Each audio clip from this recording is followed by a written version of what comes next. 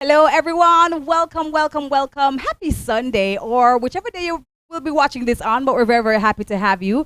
It is the Diabetes Awareness Month recognition event courtesy of Caribbean Dreams. My name is Debbie Bissoon, and today we're talking sugar. And I'm talking sugar with some amazing people who are experts in the field because they have to deal with patients, they have to deal with clients who every day have these questions and who are also living with diabetes. So it is my pleasure to introduce to you Dr. Mario Guthrie. You may know him as Mario Evans. He's not wearing that cap today, but he is Dr. Mario Guthrie. Hi, Mario. Hi, Debbie. How are you? I'm good. How are you? I'm very good. It's good to see you. It's good to be outside, don't It's it? good to be outside, and it's good to be here talking about such an important topic. Absolutely, for sure. Also joining us on Zoom, we have Kim Rose with us, and I'll tell you some more about Kim in a minute, but I also want to acknowledge her. Kim, can you wave to the audience for me, please, so that they can see you? And we're also joined by the fantastic Natalie Murray as well, who's joining us via Zoom. So let me tell you some more about our guest, because on the Caribbean Dreams page, you would have seen our posts coming up to today. And we've been advertising and telling you that these three fantastic people will be joining us.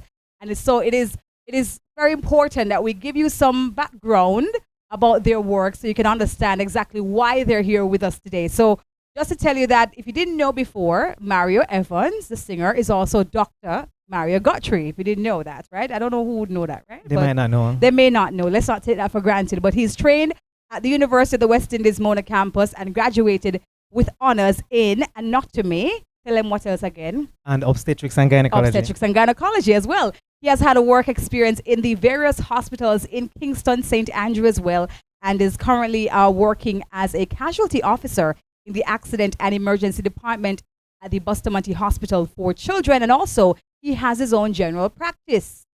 Just a wink there. If you need a doctor, you know who to call. Okay, right? Why not? And Kim, let me tell you some more about Kim. Now, Kim has a Bachelor of Science in Diabetics at the Florida State University. She has a Bachelor of Science in Exercise Physiology at the Florida State University as well. She's a registered dietitian, nutritionist, and licensed dietitian nutritionist in Florida. She's a certified diabetes care and education specialist. She's a certified nutrition support clinician as well. Kim knows a thing or two about diabetes, if you didn't pick that up before. Okay? So, Kim, I'm very happy to speak with you because I'm hoping that you can break this down for us medically and otherwise as well. And we also have Natalie Murray with us. She's a former banker for 16 years. She's now a certified holistic health coach, certified spinning instructor. Natalie, I'm going to call you after this. And she has a Tabata boot camp instructor as well. I don't know what that is, but that sounds intense. What is that? Tabata is a thing. She'll tell you. Okay, all right. Natalie, I'm going to need to know some more about that, right? Murray has been helping people change their lives for over 10 years. She recently completed her certification in neurolinguistic programming as well. So welcome, welcome, welcome to our three panelists. And I'll be asking them questions individually about what they do and also about diabetes as well. Now, let me tell you, the stats are alarming. Mario did give a little bit of that in your video online. I did see that. For the persons who don't understand how widespread this is in Jamaica, let's start here. What are the numbers that we're looking at? Right, we're looking at about 11.9% of people 15 years old or older having diabetes. And even though 11.9 may sound like a small number, when you look at Jamaica as what, about almost 3 million. Yeah. Let's say 10% of that is 300,000 people, like a good number of people, right? More than that. So it's significant. Yeah, yeah. I want to also tell you guys about the theme for this year. It's World Diabetes Month 2021. It's access to diabetes care, which is very, very, very important. And to give you some history, over 100 years after the discovery of insulin, millions of people with diabetes around the world cannot access the care they need. It is alarming, it's concerning. And people with diabetes require ongoing care and support to manage their condition and avoid complications as well. And we understand, we're talking behind the scenes, Mario, about how quickly this can escalate. Yeah, man, absolutely. And all right, let's start from the top. Let's tell the people what diabetes is. Exactly. Yes, exactly. So give us the definition in the most simplest way where anybody can understand. All right. Simply speaking, it's a disease where the body either is not producing the hormone insulin or not responding well to it. And what is insulin? And what insulin Yeah. does is that it takes sugar and carbohydrates, moves them into the cells of the body, so your body can use it for energy. Mm-hmm. So based on the fact that the sugar cannot move into the body to be created, it stays in the blood. Right. So it gets elevated and increased. So you have a lot of sugar staying in the blood instead of being utilized and being used. And that's pretty much what's happening. And there are two types. Well, there are three, but type 1 is where usually you have no production of insulin. So those are the people who have to use insulin as a medication, inject themselves. Right. And then now type 2 now, it tends to take a longer time to happen. The pancreas burns out a little bit, so the symptoms take a while to develop. And they can take oral medication and or insulin. Right. We mentioned carbohydrates. And so, diet, even though diabetes can be passed on through generations, Right.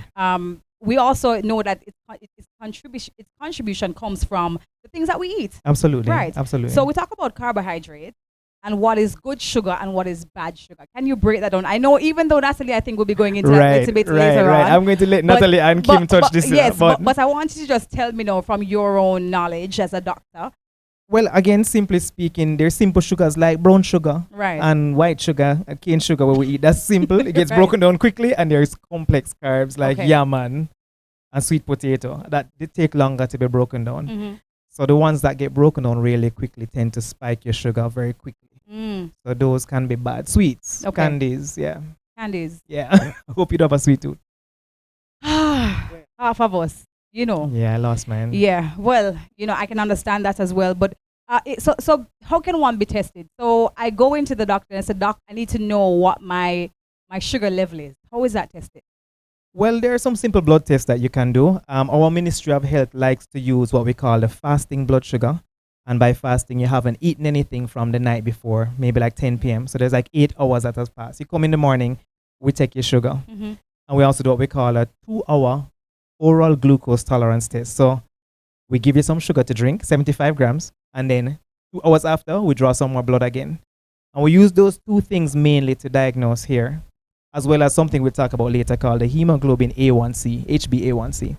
But we get some results from all of these, and based on the levels, we can determine what's normal, what we call pre-diabetes, which might be a stage right before, and then actual diabetes. Right. And the other health conditions that can happen or come up because of diabetes, what are they?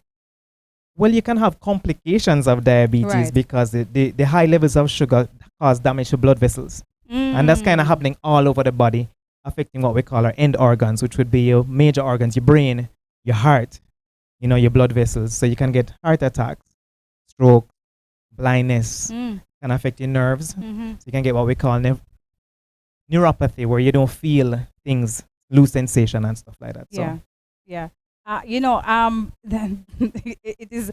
It's sometimes so alarming when you think about the fact that, when you hear somebody say, oh, I may have sugar, but not understanding exactly what that means. And for many Jamaicans, it's just a little term to say, usually, Right. not understanding it's just what a touch of sugar. It's a touch of sugar. You know what I mean? Yeah. That they don't understand the complications that it really comes with. But Yeah. the stories are there of amputations happening as a result.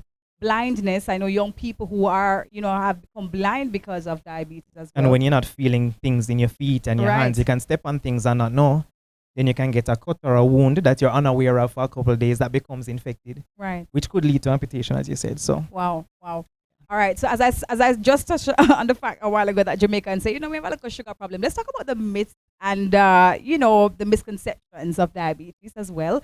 I'm sure you've heard a number of them in your practice. yeah, absolutely. Yes. There are quite a few. One of them is that of the two types of diabetes, type 2 being more common, people think that type 1 only happens in children and type 2 only happens in adults. Why? Because one sounds less severe? Well, the one that's type 1 where you may not produce insulin, it tends to happen very quickly and they pick it up, more commonly in children. Okay. But it can happen in adults as well and vice versa. You can get type 1 in adults and type 2 in young children as well. And nowadays with our eating habits, we're actually having more younger people being diagnosed. Mm-hmm. What about the thing where we say we are catch sugar? Like where you can catch something? Can you? No, seriously. No, it's a good question. No, Yeah, seriously, yeah. you know that. Like I see somebody eating a whole heap of candy and you say, oh, catch some sugar. Yeah. Is that even possible? Technically, no, and Okay. that's because the disease is hereditary. It tends to be linked to family history. Right. But what you eat can really help to delay or prevent moving over if you're predisposed. So technically, you cannot catch it like a flu. Right. You know what I mean? Yes.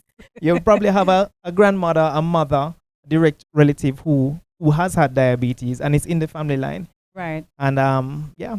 So Okay. yeah, we won't be passing it on like a sneeze. Right. Right. And symptoms, though, what are some of the things that people can look out for that Yeah, would that's- what would indicate that I need to see a doctor? Yeah, that's an excellent question, because that's usually what would trigger someone to want to come in and be tested anyway. Increased thirst is one of them. Increased hunger. Increased urination. Mario, hold on. Back When up I for me a talk like little we're bit, just please. hungry like No, on a regular no, day, and when I talk no. lunchtime hunger. That's what I'm talking. So when they say increased thirst, because Jamaica is a warm place, and so we get very thirsty very fast. What am I looking at? Am I looking like, I wake up in the middle of the night and I just want something to drink, and I'm drinking like gallons of water and I still can't quench my thirst? Yes, Okay. and when we say increase, we're also thinking more than what you would normally do. So if you know your normal is X, you're now drinking way more than Debbie would normally drink. Okay. Passing urine more than Debbie would normally pass. So it seems out of the norm for you. Right. Extreme weight loss is one actually too. And the reason for that again is that the sugar is supposed to be going into the cells with the insulin to be used for energy. So if that's not happening, then you can lose weight, even though you would think maybe you'd gain, but you actually lose weight. So some diabetics, when they're newly diagnosed, they come in skinny, slim. They've just lost a bag out like 5-10 pounds and they don't know, unexplained. So the other misconception as well is that we see people who may be overweight and think that they are diabetic. Yeah, and that's not fair. Okay. we shouldn't do No, that. But the stigma it carries when you see somebody who may be on on the heavier side, that this person is actually struggling with diabetes and hypertension and all these other things. well, you know what? There are actually a lot of overweight people who have very normal blood pressures. Right. But that being said, obesity and being overweight does contribute to it moving over. And if you lose weight, it can help to prevent and delay. So Wow. that's actually one of the important ways to prevent the movement over into diabetes. Yeah. Is itching? You mentioned itching a while ago as well. I didn't say itching, Okay. but that can be one. Fatigue Okay. is another one. But yeah. Right. And we're talking about in the extreme cases here. So if your body is itchy a little bit, that don't mean saying it's No, run we're and say, talking "Boy, you have extreme. sugar." And these would be Right. early signs. So the things that a lot of people have that may be considered serious, they tend to happen more long term. Right. And those would be like the blindness Mhm. and the loss of sensation. Those are more long term. So you'd probably have had diabetes for a long time when you start feeling those things. Yeah, yeah. But many people, of course, we start looking for cures. So once we hear that there's something out there, just like COVID, we start looking for a cure because we want it to go away. We wanted to go We away. want it to go away. Let's talk about the cure, if there is any cure Yeah. for diabetes. There is actually no cure Mm-hmm. for diabetes, but there are a bunch of medications. And again, in summary, you have tablets, oral medication that you can take, and you have insulin that you can inject, which a lot of Jamaicans don't like. A Jamaican afraid of We needle. don't like needle. We don't like to be picked and Oh, pricked. no, picked and pricked. But the good part about the insulin needle is very, very, very, very small. Mm-hmm. And the injection is given underneath the skin. So it's not in the muscle. It's called subcutaneous. So you just grab like some of your belly fat and you inject in there. You make it And it sound sounds so easy, good. right? And- no, Mario, you make it sound good. Like you make it sound like I should be doing this anyways. Like this should be a thing, no? But in all honesty, though, that is actually one of the greatest fears of a diabetic, Right. injecting themselves. But once you train them and you counsel them and you explain to them how to do it, Yeah, they become empowered and it becomes great for them because they control their sugars and they feel so much better. yeah, yeah. Let's talk about good sugars. Good sugars. Good sugar. Good sugars. All right. Good So sugar. So as we had said before, complex carbohydrates would be the better way to go. I tell you, Kim is going to be the one. She can correct me here. Yeah. I'll admit a lot of general practitioners, we know general nutritional stuff, Yeah. but sometimes we But don't the get into the nutritionist details. Like Kim is going to Kim be is able gonna to give you break the it down and details. tell us what it looks like. But broadly Yeah. speaking, complex carbohydrates are definitely the better way to go than simple sugar. Mhm. Yeah, Okay. so your yam and your banana and those things. But you still have to be careful with them though. And Kim and Natalie will talk about moderation. Right, right, which is very, very important because in all things, balance is key. Balance is key. All right, so what should my blood sugar be? Right. How Yeah. can I tell if I have a healthy blood sugar level? Well, we have to test. And you don't always have to draw blood from the vein and send it to the lab. We have this nice machine called a glucometer where you can get an immediate reading, and everyone should have one, but especially every diabetic should have one. And it depends on when you're taking the reading. So if it's a fasting reading, we have certain numbers that we look for. For example, we have this nice one behind here. Yes. So we have a fasting range. So some machines read in milligrams per deciliter, which show these big numbers, and some machines read in millimoles per liter. And those are the units, the measurements. So this is milligrams per deciliter, and this is an example. You expect your fasting blood sugar to be in the 0 to 100 range. So when you do the finger prick test with the glucometer, a number pops up on the screen, and it will be one of these numbers. And we want your fasting sugar to be here. Yeah. If you just had a meal, here, and if you just finished a meal, here. Okay, the 120 to 140 The zone. 120 to 140, and these Okay. would be in normal ranges, right? And when it's not in normal range. When it's not in normal range, if it's greater than 11.1 millimoles per liter. So if I had a glucometer now and I stick you, Debbie, and you got a 11.1 or more, that would be millimoles per liter. That would be suggestive of diabetes for you. And I would want to further test you to make sure that you're not diabetic. Some ways I'm happy. I don't have a glucometer, and in other ways you should be happy. Yeah, I should have brought it. You should have brought it, because I wouldn't have mind doing a live testing right here. Wow. No, We seriously, could have done it would right? have been good. We It would have been good to know, because you need to know. And I don't carry it in my car. Oh, and that's what I wanted to ask you. So if it's a case where I don't have all these symptoms, should I be testing it regularly anyways? Like, Technically, no. And there is a screening age that the American Diabetes Association recommends. If you don't have first degree relatives who are diabetic, they actually say 45. But that being said, once you turn adult, and especially if you are obese, overweight, you should check. right. If you start doing executive medicals annually with your general practitioner, you'll pick up on these things, right? So I would say definitely you Mhm. should check. Okay. All right. I want to ask you something else before I move on. Yeah, man. Where can we get access to care? Because this is the other part of it where, along with the theme, it does say that care is actually a big problem. Yeah. What is the reality here in Jamaica? What are we looking at? The reality here is good. We have lots of access points. Mhm. And by that, I mean we have our government health centers. We have general practitioners like myself. And we have the Diabetes Association of Jamaica. And they offer multiple services in one place. Yeah. So there are days when you can go in and see an endocrinologist, who would be the person who is a specialist. And you can see a podiatrist, which would be your foot doctor.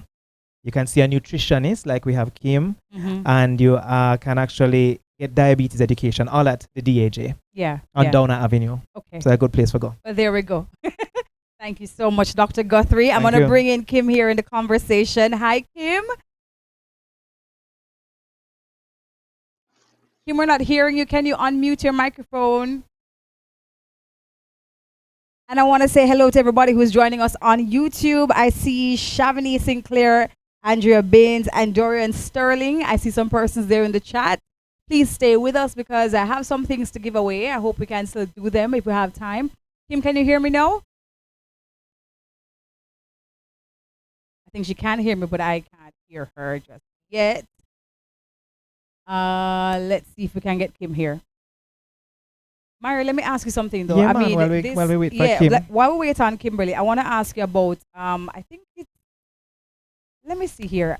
It's A1C. When I saw this is A1C. Yeah, like, what is that? What Yeah. is that? Yeah. It's called a hemoglobin A1C, and it's the test that we commonly use to monitor someone who is already diabetic. And how it works, it shows you what your blood sugar is 3 months prior to when it's done. So it's giving you almost like a 3-month history. So how I can break that down is, let's say you're diabetic, you come to my office. The morning you come, you take your medication, your sugar look nice when I do the glucometer. Mm-hmm. And I do your A1C, but the A1C is off the chart.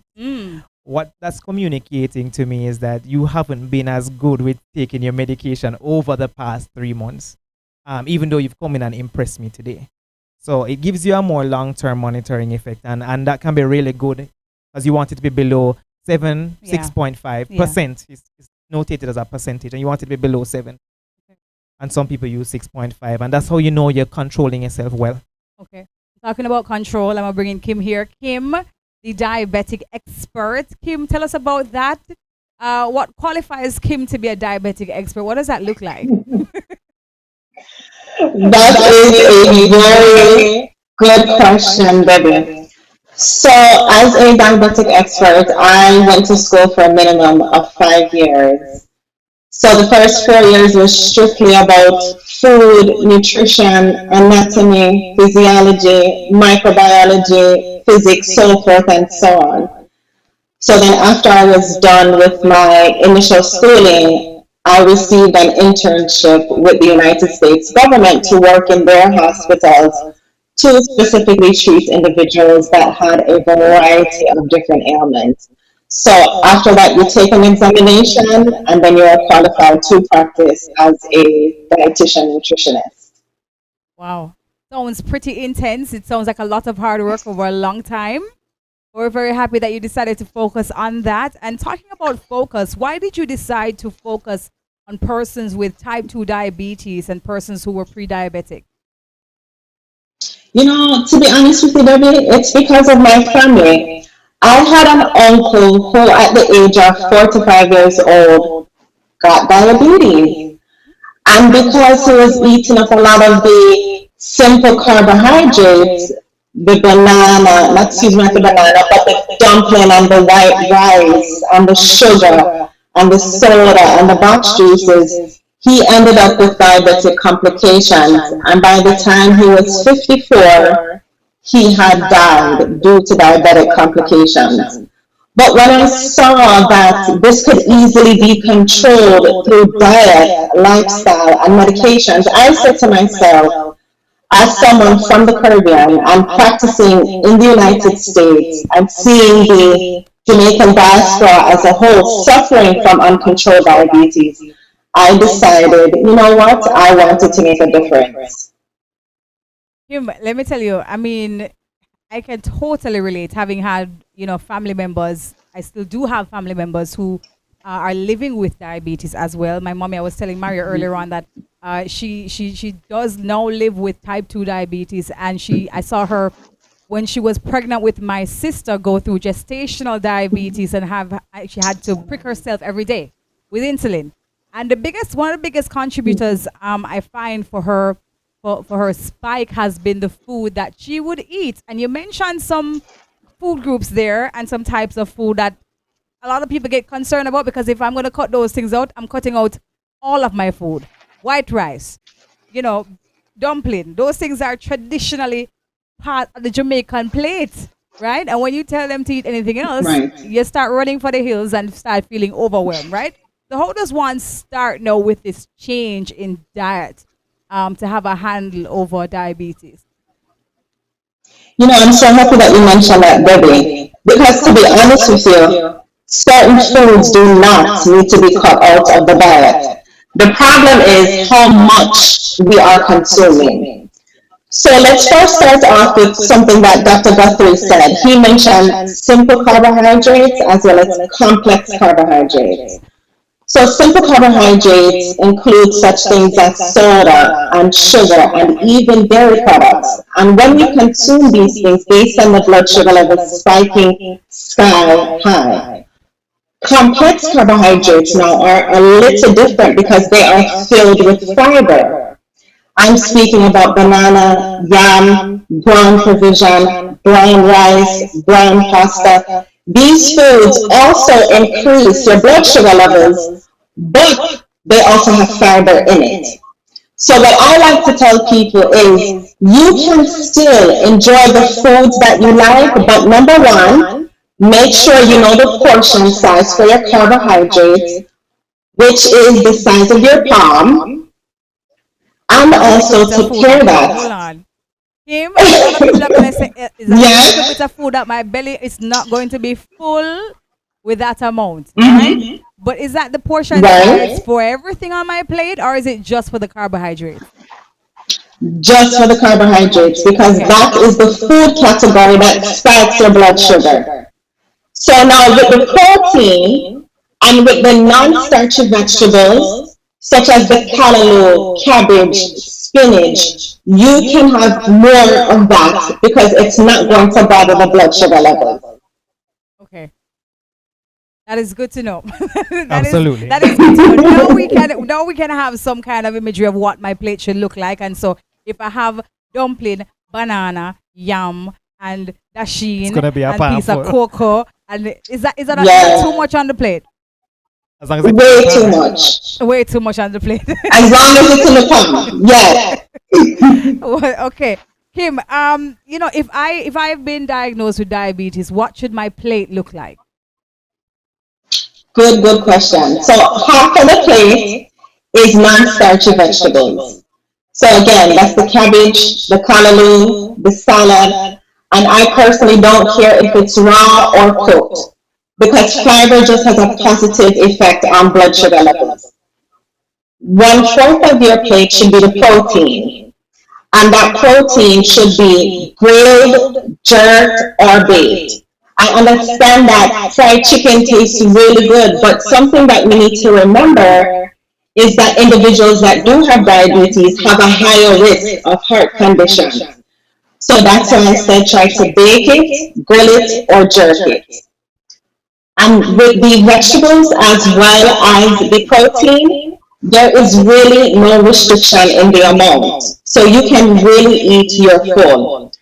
But the portion that you need to be careful of is the carbohydrate. And again, that 1/3 section, which is the size of your palm, should be your ground food, or your rice, or your corn, or your brown pasta, or any of those complex carbohydrates.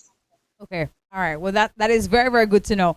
The other thing is, I mean, I'm sure this has been around for a while, but I think the awareness of it has increased is these special diets that are all around the place. Are there any that we should avoid? You without calling any names, but you can tell us what it entails, and so we'll kind of have an idea of what you're talking about. Are there any out there that we should be staying away from? Yes, there without calling any names. So that's going to be hard for me to do. So I'm just going to try to describe it. Yes, try. Origin of my existence, the bane of my existence. So certain types of diets that tell you to cut out an entire food group should not be followed. And one of those diets really like to demonize carbohydrates.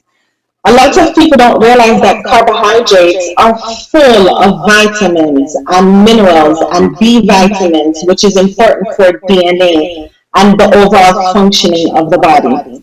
So if anybody says, they can't eat any type of starch, they can't eat any type of carbohydrates, run, because they are incorrect. Another thing as well is I realize that a lot of people try to minimize or even cut out fat from their diet. Now I know you guys may be thinking to yourself, all right, Kim, what do you mean by fat? So in moderation, fat is important because it allows us to make hormones. It keeps our internal organs cushioned. The problem is right now in the 21st century, we consume too much fat. So what I like to tell people is get their fat from plant-based sources, such as pear or avocado, coconut, nuts, seeds, as well as plant-based oils. So again, the main take-home point is do not cut out any food group. These different foods have different vitamins and minerals and are needed in the body in certain amounts so it can function normally. Yes, so rather find a balance versus taking it out entirely.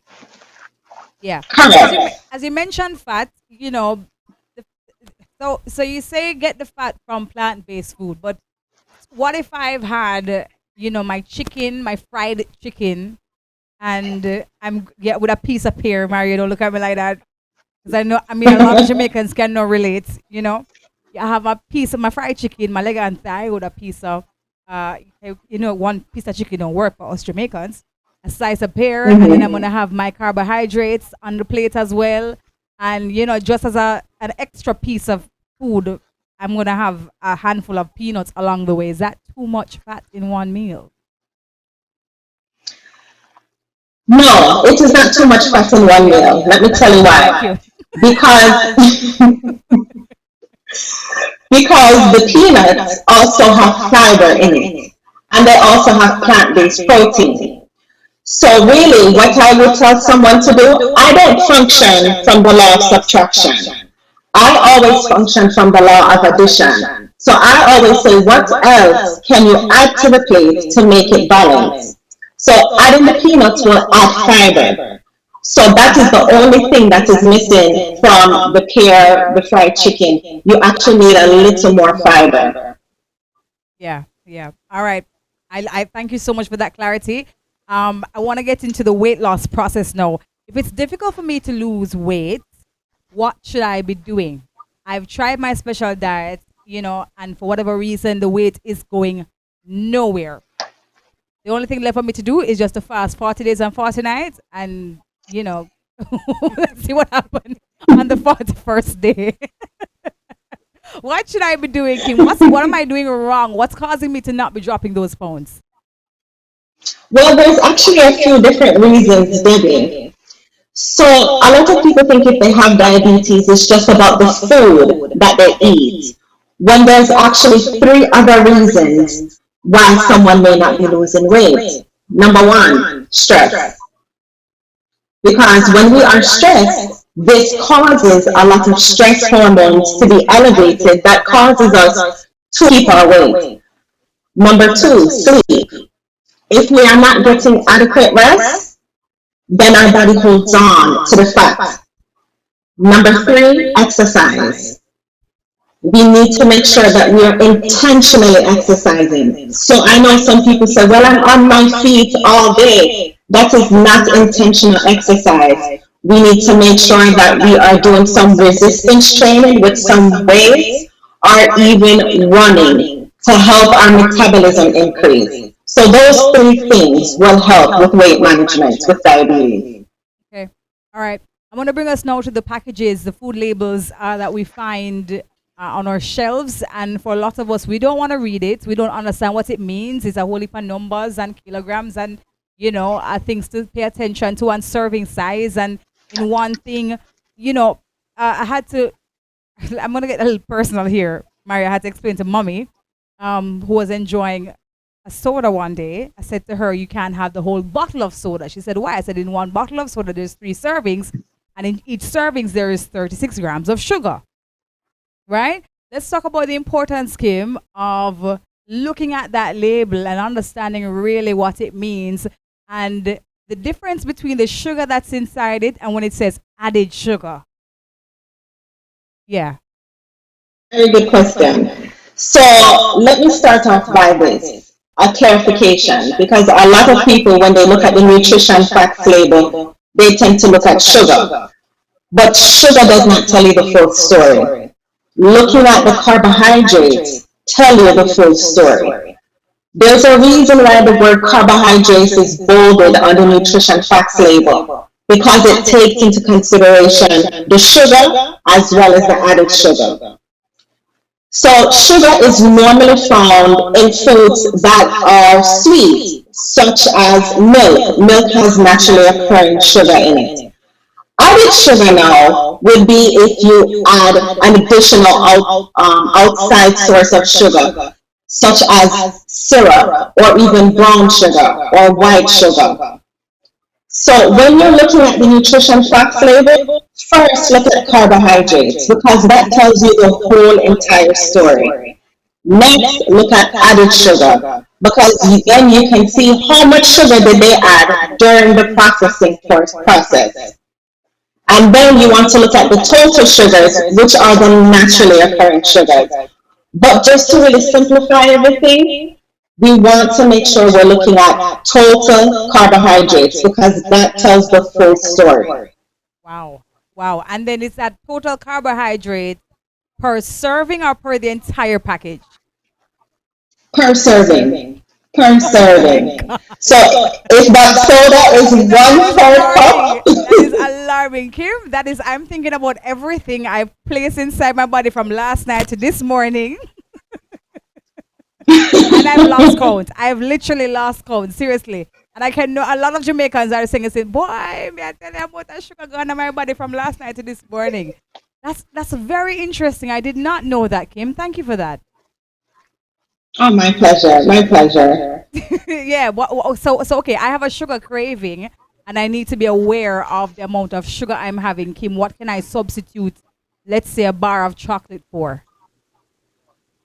Oh, that's a tough one. That is a very tough one. So this is what I like to tell people. If you're having a craving, it is best to pay attention to your craving and not ignore it. The reason being is because if you ignore it, you end up binging. So I would rather have the person have a small serving of chocolate rather than the whole entire bar. So if you're having a sugar craving, ask yourself these questions. Number one, am I thirsty? Because a lot of people really confuse dehydration for a sugar craving. Number two, am I hungry? When was the last time that I ate? If you ate more than 4 hours ago, then you need to eat something, and then afterwards, you can have a very small portion of a chocolate or even an unsweetened chocolate. So those are the main two questions that you need to ask yourself if you're having a sugar craving. Because a lot of times, to be honest with you, Debbie, I have seen countless people throughout the Caribbean diaspora that come to me and say, well, my doctor told me I can't eat this and I can't eat that. So what am I going to eat? And they end up failing. So I teach people instead, look at the carbohydrates, find out what is your specific allowance and try to fit that in while focusing on the nutrient rich foods such as the fiber, the healthy fats, and the lean protein. Yeah, yeah. I want to bring in, because you're a nutritionist, Kim, and I want to bring in the other types of, I wouldn't say medications, but there are things that we can actually use that will help us to manage our sugar levels, like cinnamon and cinnamon tea. Yeah, a lot of people may not know that cinnamon tea is actually good for that. It is. Cinnamon tea, research is showing that it has a very positive effect on blood sugar levels. In other words, this may mean that it can bring down your blood sugar. So what I like to tell people is one of the greatest offenders of spiking your blood sugar is the beverages that you drink, such as the boxed juice and the soda and anything sweetened with any syrup.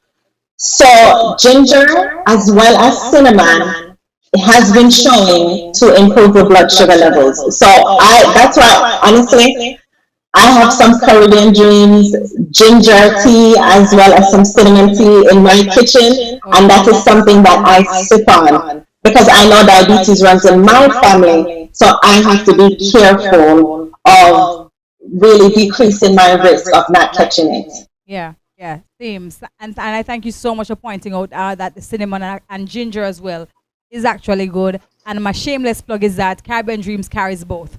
So Yes. they carry both. And Kim, if I am to visit a nutritionist, what am I to expect from my conversation with the nutritionist, and what should I be telling my nutritionist? Well, number one, realize that a nutritionist is not the food police. We are not here to shame you. We are not here to judge you. We are here to help you reach your blood sugar goals. So something that I find helpful is knowing what exactly you're eating and the times that you're eating. So before you go to see a nutritionist, I would really encourage you to record everything that you're eating and drinking 3 days prior so that the nutritionist can look through your log and help you make modifications. Absolutely. Thank you so much. Kim Rose, I think Kim has given us a whole heap, listen, a lot of information there to consider. And I thank you for breaking it down in understandable, practical ways that I think we can all employ and now be aware of the things that we're actually putting into our bodies so we can manage our sugar levels Yes, yes, daily. yes. I'm going to bring in Natalie Murray here. Natalie, whew, after I've gotten my diet right, my doctor says, Debbie, you need to, get active. Get active. Get active. Do some Tabata, whatever. Do some We'll find Tabata. out I need soon. to find out from Natalie what is Tabata. Natalie, I want to ask you, do I need a health coach? What point should I say to myself, okay, Debs, you're losing it now. You need a health coach. So a health coach is very, sorry, there's a feedback I'm hearing. Okay, so a health coach is really good to help you figure out how to actually implement some of the changes that you are told by your doctor or your nutritionist to make. So we help to provide accountability. We also help to guide you on those small diet and lifestyle changes. So you would sit down with a health coach if the doctor has said to you that you are pre-diabetic and we don't want to tip the scales and get there, or you've got a family history of diabetes, and you definitely want to make sure that you don't live your life in ways that will manifest that disease. Ah, okay, okay. Love that. What's the difference between a clinical nutritionist and a health coach? So a clinical nutritionist, someone like Kim, is going to talk to you about the very specific things that she was speaking about, giving you the grams that you should be eating, the grams of carbs. She and I actually are so aligned on so many levels. It was phenomenal to hear what she was talking about, because I think a lot of the nutritionists that I've come across don't address the lifestyle factors that Kim mentioned, such as the sleep and the stress and the exercise. So to hear that she incorporates that in her practice is phenomenal. The main difference is that she's licensed to work in a hospital setting, and she's licensed to work with people that are on medication. Whereas I have the awareness and the training, I would certainly not put myself out there as I'm going to work with you to reduce your medication. So I would more be called in at the preliminary stages, or if someone like Kim has outlined what your macros should look like and you're having difficulty implementing it in real life, this is where I can come in. So you're like, boy, Natalie, I just can't figure out. Kim said I can't eat more than X. I don't know what to eat that fits me in that space. Or I'm so stressed out, the kids, the this, the work, the whatever, I can't figure out how to actually cook my meals at home. This is where I can come in and help strategize with you on some real life examples. Okay. As to how to implement. And a holistic health coach is one that will take into consideration. Boy, holistic means your emotional well-being, your financial well-being, your relationships, your spirituality, how much joy you've infused in your life. Like, we look at the whole person, because again, as Kim rightly touched on, just because you're craving sugar does not necessarily mean that you need sugar. It could be that you're feeling unfulfilled, or you just had a horrible day at work and you're stressed and you're tired and you're overwhelmed. And sugar has an opioid-like response in the brain. So the same pleasure centers that light up with illicit drugs light up when you take sugar. So sugar makes you feel good. And a lot of people have conditioned themselves that when something bad happens or a stressful situation arises, that they turn to sugar to feel better. So I'll help to identify those and then strategize around how do we find other ways of coping with the challenges of life other than drowning your sorrows in a tub of ice cream. Yeah, very important. All right, so I see this question that's written here. I didn't hear you say it, but I'm going to read it how the question is phrased. It said that you made a statement saying that diabetes is contagious. What did you mean by that? I didn't hear you say that, but tell me why you would say something like that. Yep, it's actually up on my Instagram page, and I did it as a thought-provoking exercise. So, as Mario said in the beginning, as Dr. Guthrie said in the beginning, you're not going to catch diabetes by somebody sneezing on you, and you catch it like a common cold, or we tend to think of things as contagious. But if you broaden the definition of contagious and look at who do you hang out with, who do you spend time with, and recognize the fact that you do what your friends do and your friends do what you do. Let's go out and drink. Let's go out and have beer, pizza, and chicken wings. Let's just lie around and eat popcorn and watch TV, right? So you do what your friends do. You also do what your family does, and you eat what your family has eaten. So if mom showed love by making you like amazing sweet potato pie, sweet potato pudding, right? You're eating the same way that your family has always eaten, right? So it's hereditary and it's contagious from a food choice. So you just, and right now around my Thanksgiving dinner table, I'm going to be there freeing everybody because... when you get that candied sweet potato, okay, do not eat that.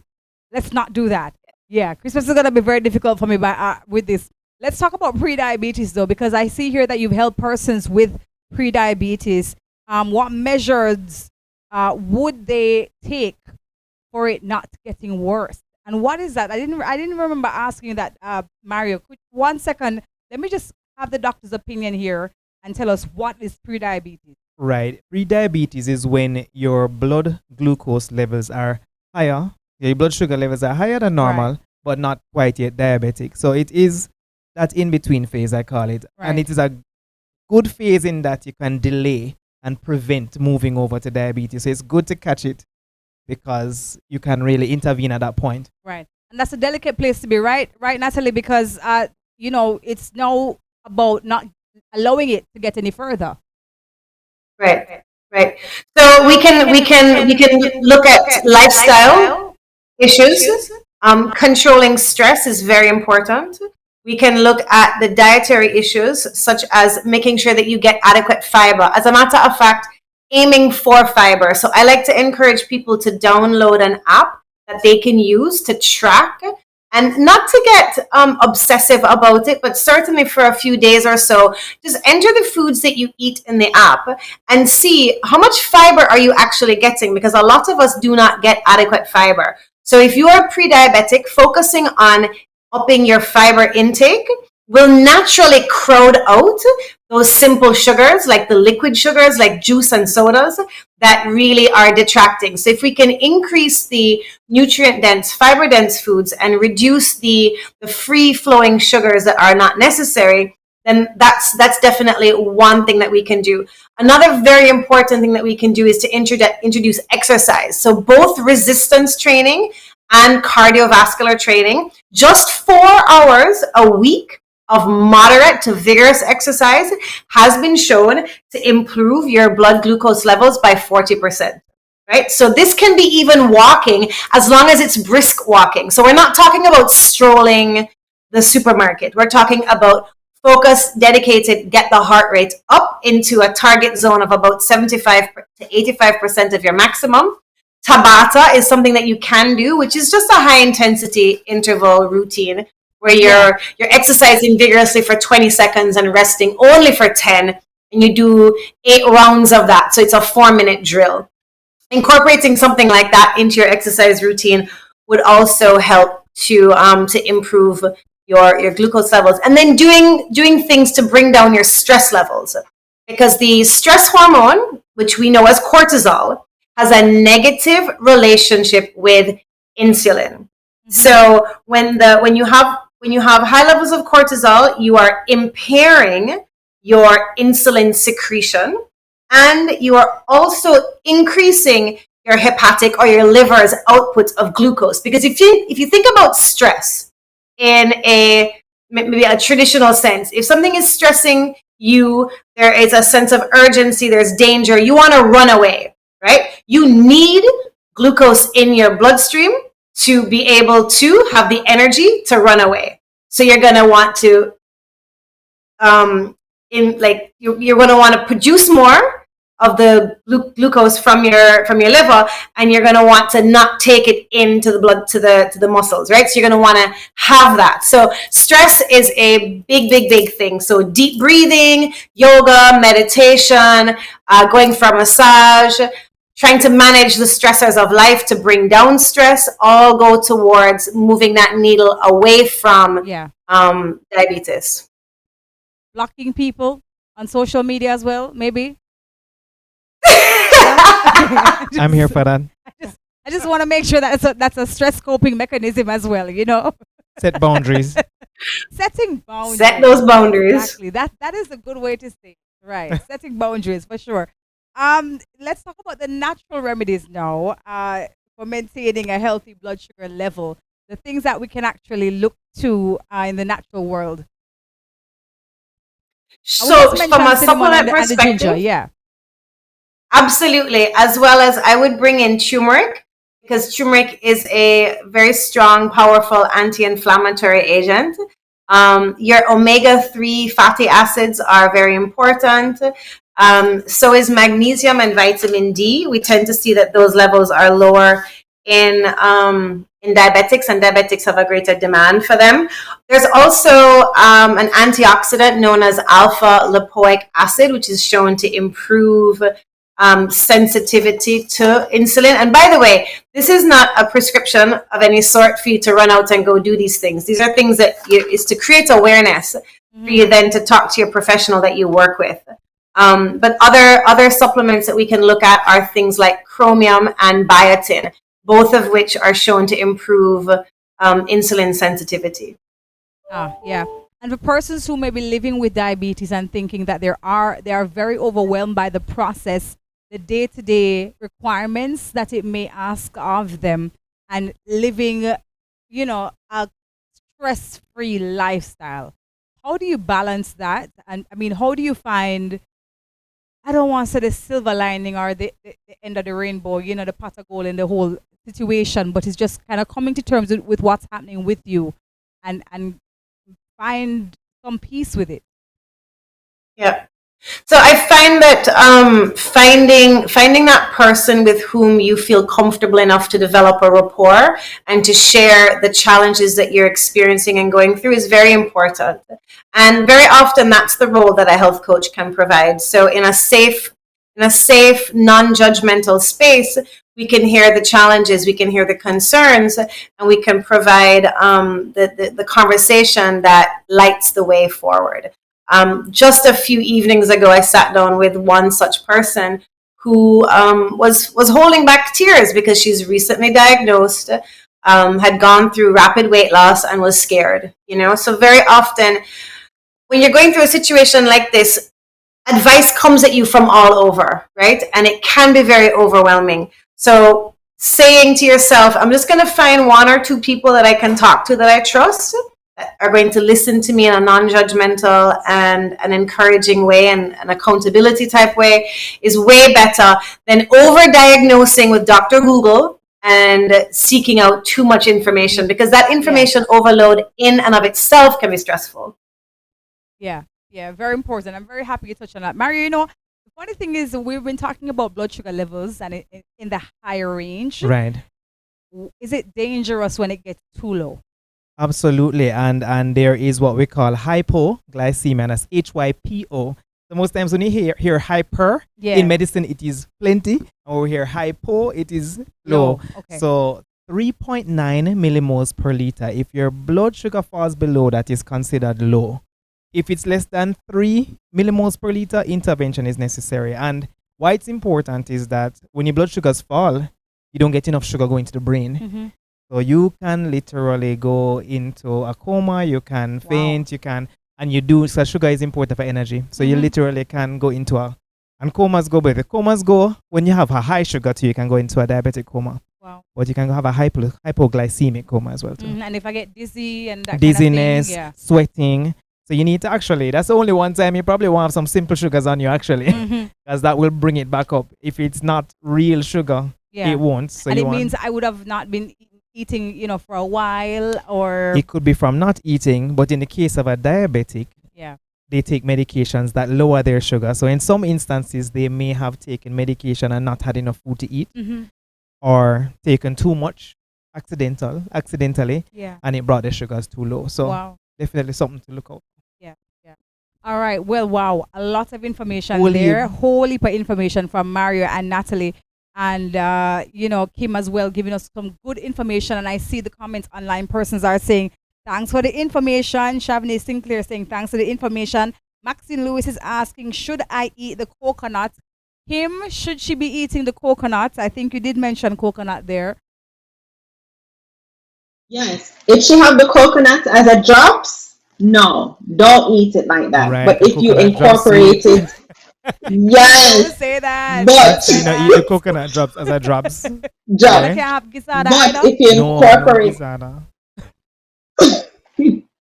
but if you can incorporate the coconut, the milk into like a soup or even your rice and peas, then yes, that is fine. Kim, can I ask you a question? What do diabetics who have cravings do? I know we mentioned substitution, but in a real world, what if I'm diabetic and I want some ice cream? I want a piece of mango. Mario, yes. Or what do I do? Portion control. Because my Right. thing is, I never tell people to stop eating the foods they like. Because everything, this is what I always say, food should not taste like cardboard and sadness. We eat because it's a form of entertainment, it's a form of nourishment. So if you want a piece of mango, yes, you can have a piece of Julie mango or whatever East Indian, whatever type of mango you like. What Right. I will say is incorporate it into a meal. Don't just have the mango by itself because you're more prone at that time to overeat. Or if you really want like a piece of pudding, then yes, you can have a piece of pudding. It's all about portion control and eating it after you have consumed the fiber and the healthy fats and the protein, which helps to slow down blood sugar spikes. Yeah. Right. And then for the Christmas holidays now coming up, What we are gonna how do? much is too much? Is the third glass of sorrel too much? Well, what is in the sorrel? If wine is in the sorrel, wine actually causes your blood sugar levels to dip. Oh, does it? So it does. Not bad. My thing is what is in the sorrel. So a third glass of sorrel. Well, I would also encourage people to space out their meals. So Right. it's not an all day grazing. I don't want people to sit there and graze and snack because this send the blood sugar levels flying sky high. Instead, Yeah. don't be afraid to take some home, have it for breakfast the next day, or lunch, or dinner. So it's really about portion control. I think that's what we need to really focus on. It's not so much, yes, it's about the foods that you eat, but the next biggest problem is portion size. Yeah. Don't eat it all at once. It's good and it's yummy, and that cake is very nice. Right. Oh gosh, especially when the auntie who you don't see from long time bake it, but but don't eat it all at once. So this part of the program is a panel discussion, and I mentioned earlier on that my own personal experience with diabetes is actually having my mommy living with diabetes and seeing her go through gestational diabetes, having my grandmother living with diabetes as well, and so this is something that I know runs in my family. And since I've been younger, let me say younger, I've tried to make an effort to just balance uh, the amount of sugar I would take within a day. And so I drink a lot of water. I would drink more than probably more than 8 bottles of water per day. Um, but that has been my relationship, yes, with diabetes. And I can see it can be a very costly journey, Absolutely. monetarily and otherwise. Um, but Mario, you have had your own experience as well from a family level as well with diabetes, right? Yeah, absolutely. I have my maternal grandmother Yeah. actually died from complications of diabetes. She had a cat scratch, and that's how it started. And the wound got infected. I believe she went back home, but eventually that led to amputation. Mm-hmm. But in the long run, she died from complications. I have aunts and uncles who are also diabetic.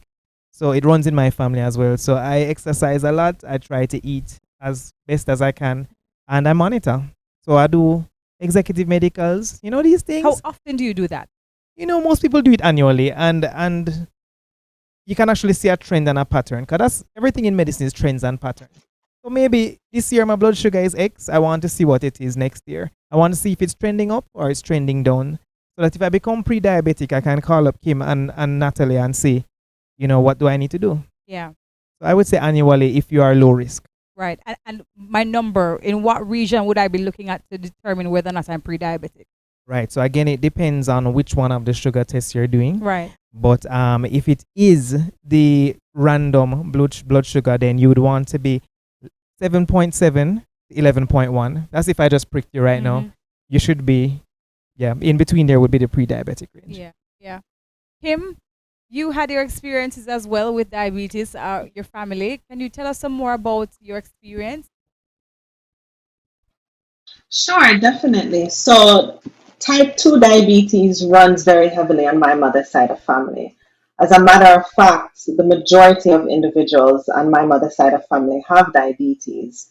And because of excess sugar intake, a lack of physical activity, high stress levels, living overseas, this just made the diabetes complications even worse. So, I realize as well in the area that I'm currently located in Florida, there is not a diabetes expert. So that's, really what led me to really focus in diabetes. So, I also, just like Mario and also Natalie, Tabata, that is my thing. Let me tell you, that is my thing. Because when you're really stressing on exercising those muscles, it helps to bring down the blood sugar levels. So I know people listening may say, well, you know what, this is complicated. I don't know where to start. Really, start where you can. If you can start exercising, start exercising. Because again, the family history of diabetes, if you know someone that has it, or if you have it in your family, you really have to be mindful of how you eat as well as live. Yeah, yeah. Natalie, as well, I know you have your own experience as well with diabetes. Can you share with us? Are you hearing me, Natalie? Oh, I can hear you now. What did Okay, you say? yes. I Sorry, was Debbie. saying that you've had your own experience with diabetes in your family, I believe. Do you mind sharing your experience as well Yeah, with us? I Yeah. lost my mom 7 years ago to the complications of diabetes. She developed diabetes, gestational diabetes, when she was pregnant with my sister. And therefore, for 35 years, 38 years, we watched her go through all the challenges that Mario mentioned at the beginning: the neuropathy, the retinopathy, the gastroparesis, the mood changes, which, what a lot of people don't realize is that people with diabetes have a higher depression rate and a higher anxiety level. So there was a lot that we witnessed firsthand, and my experience with mom really propelled me into wanting to help people prevent and, where possible, reverse the onset of this disease. Yeah. Wow. My condolences to you, Natalie. I mean, for losing your mommy. But I'm very happy that you were able to find purpose in that experience and know you can help so many of us to understand it a little bit better Yeah. and manage it. Mario, you wanted to say something I about wanted to touch on the mental yeah, health the mental health aspect, and aspect. it's huge. I see a lot of newly diagnosed and even diabetics who have had it for years, and they really struggle with the transition. And can you imagine, culturally, we grew up eating oxtail, and I want to use oxtail. So sugar wise, we eat a lot of things that technically would have sugars in it, Mm-hmm. and you have to move to this very restricted diet with things fitting in palm Mm-hmm. meal. It's rough, Yeah. and not only just the dietary changes, but the people around, are eating things that you cannot eat. Mm-hmm. As Natalie said, is contagious. It's difficult, and I see people go through highs and lows, depression, anxiety, Yeah. and it's serious. It is. It absolutely is for sure. Because I mean, when I've had to deal with my mommy as well. In trying to allow her to find a balance. Yes, but putting it upon her to kind of take personal responsibility and accountability to the things that she would eat. The family is very sometimes hard and strict on her. Mommy, don't eat it. I can't eat that. And then she's like, but I want to eat it, and I see somebody else eating it, especially mango time. I was about to ask Mary if you see an influx during any particular time of the year with persons coming in and testing. No, mango time is a Mango rough time for time. Jamaicans. Exactly, at Christmas because they time. can't resist. At Christmas, they cannot tell themselves. I trust me, I can totally understand. And I'm very happy you touched on the point, Natalie, about depression and anxiety, because that may be happening and you don't know what's contributing to it, but it's just happening, you And know? especially if you are having difficulty controlling it, because sometimes people are trying really Yeah. hard, Yeah. and they're just unable to Yeah. break through. Yeah. Let's touch on the health, the financial side of it. So, health insurance. It's always good to have health insurance. Full stop. Always. Always good to have health insurance. Doc, you can tell me about the cost aspect of it, about how costly can diabetes get. I mean, extensive, and basically, if you link the complications to the disease, then in essence, any of the things that you can get as a complication will lead to something further. Yeah. So, if you have a heart event, then you could have to go and do an angioplasty or a bypass or Mhm. something. If you have a kidney problem, you could have dialysis. Mhm. So when you're looking at it in a spectrum, the worse things get, the more money you're going to be spending to try and rectify the problem. Yeah. Yeah. Natalie, when your family got the diagnosis from your mommy, that she now has diabetes, what was that experience like with now understanding what that would mean ultimately, not just for her, but for the entire family, because it does impact everybody, what you usually would be shopping for and all of these things, right?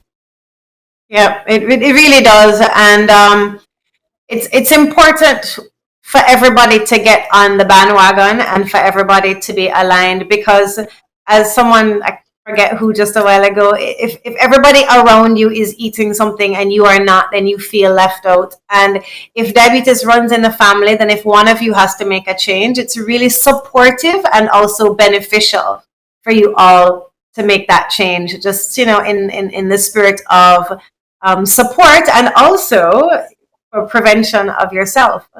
Also, exercising together becomes like really a really good thing, because one thing for, oh, I have to go out and exercise, but if we're all doing it together and it's a nice family event, then we're just encouraging good living, supporting and doing the things that we all need to do together to take care of our health. One thing that we did not understand, and a lot of us learned after, is the mental impact of diabetes on our moms. So one thing to know, that the depression and anxiety is heightened, but one of the complications that goes along with diabetes, not just heart, is also stroke. And when people have mini strokes and may not be aware that they're having them, their personalities can change. So what I would love to say to anyone out there that's listening is, if you notice the changing of a personality of the person that you're closest to who has diabetes, it's not their fault. They're going through things, and also their physiology is changing, and that's probably contributing. So go gentle on them. They're really going through a lot. Wow. Go easy like Adele. I couldn't help it. I'm sorry. And I'm not gonna sing it. Maria couldn't help it. Oh my gosh. Kim, you mentioned that in your area where you are, because it's about access. This year's theme is about access. That there were not many, or at all, any institutions set up in where you are for persons who are living with diabetes or needed to be diagnosed as well. Do you think, as Mario says, here in Jamaica we do have a number of spaces, but in Florida where you are, can you tell us more about the community where you are, and what your observation has been? Sure, sure. So where I am in Florida, I actually live in a food desert, right? So research is showing that individuals that live in food deserts that have diabetes, that their blood sugar levels are just through the roof, sky high, because not only can they not afford access to healthcare, but then they can't afford food, period. So I find that utilizing a lot of churches is quite important, because a lot of churches also distribute food. So influencing what they distribute, instead of having them distribute cakes and pies and cookies, I say, you know what? Let's get a bag of beans, because a bag of beans is affordable. Let's get some brown rice, because up here brown rice is affordable. And also let's get some whole wheat flour, things that these individuals may not be able to get on their own. So it really helps when you're passing out food to also address the mental health aspect. So everything that Natalie and Dr. Guthrie mentioned, there's a term for it in the diabetes community, and it's called diabetes distress. And it does not only take into consideration the depression and the anxiety, but diabetes distress is more of an emotional turmoil that someone has when they're being told by their physician that your blood sugars are too high, you're out of control, you're not managing your condition. All of this negative terminology can weigh on the mind of an individual. So instead, when I meet with people, and sometimes I meet with them pro bono because they don't have a penny to buy medications, they don't have a penny to buy food, and I want to teach them, you know what? Let's work with the resources that you do have to get this under control. I always take it from a positive perspective. Just saying little affirmations can help take the stress off and minimize the diabetes distress associated with it. So I say that all to say, for someone that may be in Jamaica or may be in the Caribbean diaspora that is listening, definitely start out with what you can. If that is exercising, if that is sleeping in, if that is finding a church that distributes any type of food sources, take advantage of what you can. Kim, I had a question for you. As you mentioned, taking advantage of what you can or using what you can. I want you to paint a picture for me.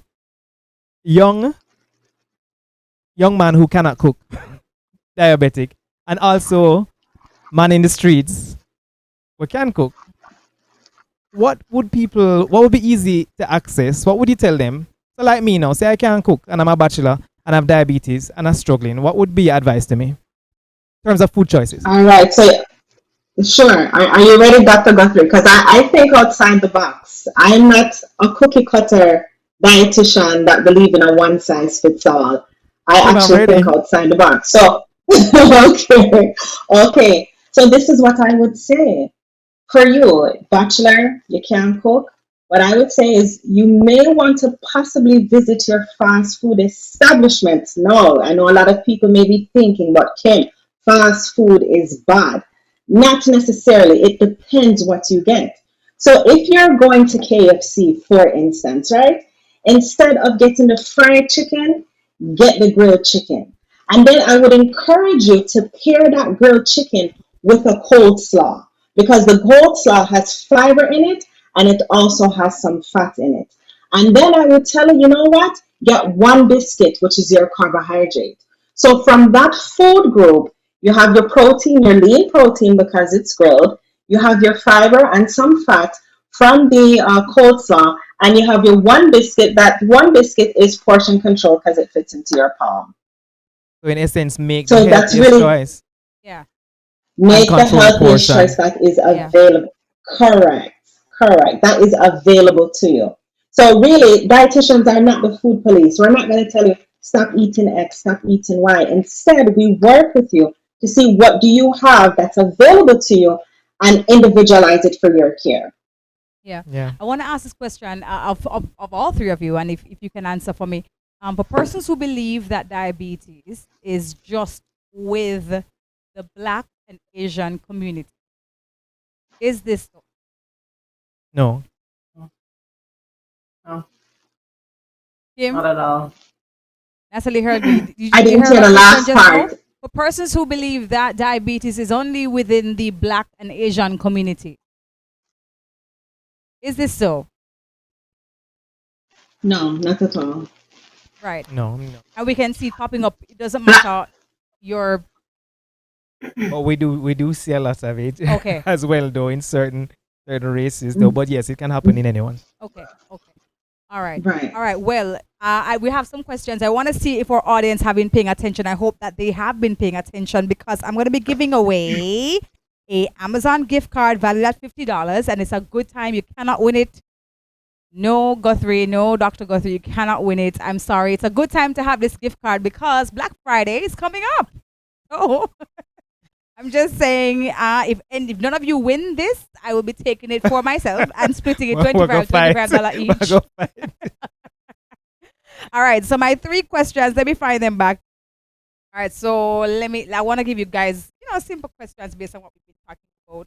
Big up Rebecca Bissoon in the chat. Oh, Rebecca is here? Yeah, Rebecca, give us Hi, a heart. Rebecca. Hi, Rebecca. Okay, so true or false, guys? True or false? The first question: eating too much sugar on a regular basis causes diabetes. That This is is for too the chat. simple. For the chat, you can tell me, and we have our social media manager handling questions over there who will be able to tell us. If you're answering all three questions, you must answer all three questions. The second question is type 1 diabetes is the most common form of diabetes. Anybody can answer that? We'll see. Right? It must be the same person answering all three questions, right? Must be the same persons answering all three questions as well. And this other question is, which is not a complication of having too low blood glucose levels? Is it A, being energetic, B, headaches, or 3, lethargy, right? Lethargy. Lethargy, Ah, right. that's so If you're nice, sleepy, sleep. If you want to sleep or you want to just go lie down every minute and tired every minute, that's what it Right. means. Yes, what you right. mean. You're tired. You're just tired and pop down every minute. So which of those is not a complication of having too low blood glucose level? I think I know this one. You know all because of them. I I know think you this know all of one. them. I know this one because we don't usually trouble with this. Well, the But people in the anyways. chats are blowing up. They're But guess blowing what? up? I don't know which questions they're answering. So tell you Okay, what, so- maybe you could so- put a 1, a 2, and a 3. They Right, could? so maybe you could just put One a 1, true, 2, 3 and two answer. false, Give us the answers 3 there. what? Yeah. Yeah, give us the answers there as well. Repeat the questions. Okay, so right. So question 1 is, hold on, let me find it back. Lord. Right. So question 1 is, eating too much sugar on a regular basis causes diabetes. This is a true or false question. The second question is, type 1 diabetes is the most common form of diabetes. True or false? And the third question is, which is not a complication of having too low blood glucose levels? Is it A, being energetic, B, headaches, or C, being sleepy? Lethargy. Do you have that? So let us know, please. And you could win the Amazon gift card valued at $50. Kim, I'm going to ask you the final question here, and also Natalie and Doc as well. I mean, where can we find you, 1? And 2, is there any last word that you'd want to give our audience as well as we wrap up this session? Starting with you, Kim. Sure. So you can find me on Instagram mostly. The name is kind of long, but it's the.bloodsugar. With an R, not an H, nutritionist. And my final takeaway point is, I understand that diabetes can be overwhelming. And that's why I encourage everyone, you know what? Focus on what you can control. If you can go to bed an hour earlier, go to bed an hour earlier. If you can include more pak chow and cabbage and callaloo in your diet, include it in your diet. If you can start exercising, definitely start exercising. So focus on what you can. Absolutely. For sure. I love that. Thank you so much, Kim. Natalie, do you have any words for us, and tell us where we can find you as well? Absolutely. So again, the best place to find me is also on Instagram at nataliemurray.jm. I echo everything that Kim said about what's in your reach. The other thing that I'd love to recommend is if we can change our culture of reward and celebration, if we can reward our children and each other and celebrate our children and each other in ways other than sugar, it would be a really good thing. So just because your child does well in school, you don't have to take them out for ice cream. You can take them out for a walk. You can take them to the beach. If you want to celebrate your coworker's birthday, you can all go out for a healthy, island grill go light, your chicken and cabbage salad. Don't have to celebrate with massive amounts of cake. Okay. Well, I echo Kim, I echo Natalie, and I'll just end by saying that not only is diabetes manageable, but we have resources right in this space. We have 3 Jamaicans doing 3 totally different fields, and that's right here online. And there are many, many more spaces. So people just need to take the first step, do what they can. We have resources here like the Diabetes Association of Jamaica. We have doctors, health coaches, nutritionists. Take your first step and start small and keep it moving. Absolutely. Absolutely. I love that. Thank you so much to all of you. I think we did absolutely good today. And just before we go, I want to announce the winner of the challenge. She has gotten for herself her $50 Amazon gift card. So I'm sorry, Dr. split. Guthrie. No, it cannot be split. Melissa Grant on Facebook actually won it. So congratulations to Melissa. And thank you all so much for joining us, guys. We really, really appreciate the fact that you took time out of your Sunday to be here with us. Let me see. Oh, okay. So more to win later on social media. So on the social media pages and Caribbean, you can go on over to Caribbean Dreams on IG, on Facebook, and also on anywhere else. They're on Twitter too. They're on Twitter. Are they on Twitter? And yes, yeah. you are. Okay, but the prizes will be given away on Instagram and also on Facebook, right? Okay. So you can go on to those platforms to win the other prizes, and it includes credits and a whole heap of other things as well, right? Right. Right. Thank you again, guys. This has been so amazing, so informative. Thank you so much to Kim Rose and Natalie Murray, also Dr. Mario Guthrie. Many of you still know him as Dr. Mario Evans, who's going to be performing, I'm sure, at many events come Christmas. Somewhere. But as we leave, we ask of you all to please find your balance. I hope that you will utilize the information given to you today and we can be proactive in managing our sugar. And I want to just bring again into focus, because Caribbean Dreams made sure that they had the right ingredients for us to be managing our sugar levels, right? So Caribbean Dreams, they now have the Diabetic's Choice, the cinnamon mint with sativa. Right, and this is just the cinnamon. Yeah, and that one is just the cinnamon as well. Caffeine free, and it is available on the shelves in supermarkets and health food stores. And they have whole heap of other stuff right? too. Right, stevia is the sweetener, right? I was thinking about another kind of natural something, but you know what? Stevia. It is. You just it have is to add incredible. water. Yeah, just add water. It's there. It is lovely, and I can tell you that cinnamon mint, incredible flavor. So it's not just good for you, but it's actually good for the taste as well, right? They have sorrel, turmeric, and all that other teas to everything. All other things. Yeah, trust me, we love Caribbean Dreams. They have the hookup. So please make sure that you grab a box. Give it for a Christmas gift. It's a good gift to give. Yes, it is. It is. Especially you can buy like a 2-month supply. Buy a box. Buy a whole case of it and give somebody for Christmas. But let's just focus on trying to manage your sugar levels, because we may think at first, it's nothing at all to worry about until we have to worry.